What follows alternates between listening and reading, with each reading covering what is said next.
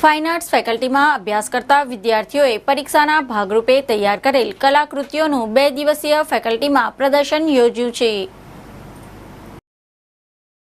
MS યુનિવર્સિટીની fine arts ફેકલ્ટીના વિદ્યાર્થીઓએ પરીક્ષાના ભાગરૂપે જે પણ કલાકૃતિઓ બનાવી છે તેનું શુક્રવારે ફેકલ્ટીમાં 2 દિવસ માટે જાહેર જનતા માટે ખુલ્લું મૂકવામાં આવ્યું છે, જે સવારે 10 કલાકથી સાંજે 6 વાગ્યા સુધી કલાપ્રેમીઓ આ પ્રદર્શન નિહાળી શકે છે।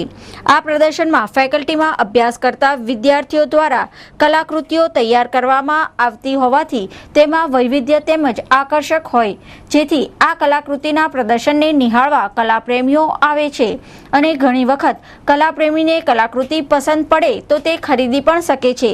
અલબત્ત શુક્રવારથી શરૂ થયેલ કલાકૃતિનું પ્રદર્શન 2 દિવસ સુધી जनता માટે ખુલ્લું મૂકવામાં આવ્યું છે। तो हमारा 2 साल का जो हमने मास्टर डिग्री किया है इधर से, तो 2 साल में जितना भी काम किया है ये अभी डिस्प्ले हो रहा है, मतलब फाइनल डिस्प्ले जैसा है और इससे मार्किंग होता है हम लोगों का। पेपर कार्विंग है और इसको मैं टेम्पल आर्किटेक्चर और डिपिक्ट कर रहा हूँ और मेरा वो खुद का भी एक्सपीरियंस कुछ उसमें है। कोई मुझे जो अच्छा लगता है ऐसा ही करता हूँ। मेरा कुछ सोसाइटी के लिए मैसेज वैसेज कुछ नहीं है। मैं इंट्यूटिवली काम करती हूँ और खुद फ्लो में आके काम करती हूँ। पहले से सोच के कॉन्सेप्ट मेरा नहीं होता है।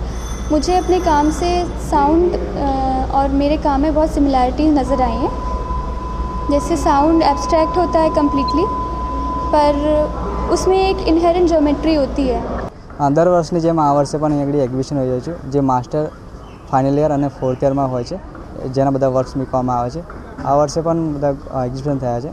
તો મારું ખાસ કરીને વર્ક સ્ટોનમાં છે। આ વર્ષે હું ફાઇનલ યરમાં સ્ટુડન્ટ છું, સંગમ વાનખડે નામ છે મારું। તો મેં સ્ટોનમાં અત્યારે 2-3 ટોપિક પર કામ કર્યું છે। સ્ટોનની પ્લેટ પર મેં એક કમ્પોઝિશન કર્યું છે, લાઈફ એઝ અ પરસીવ તરીકે।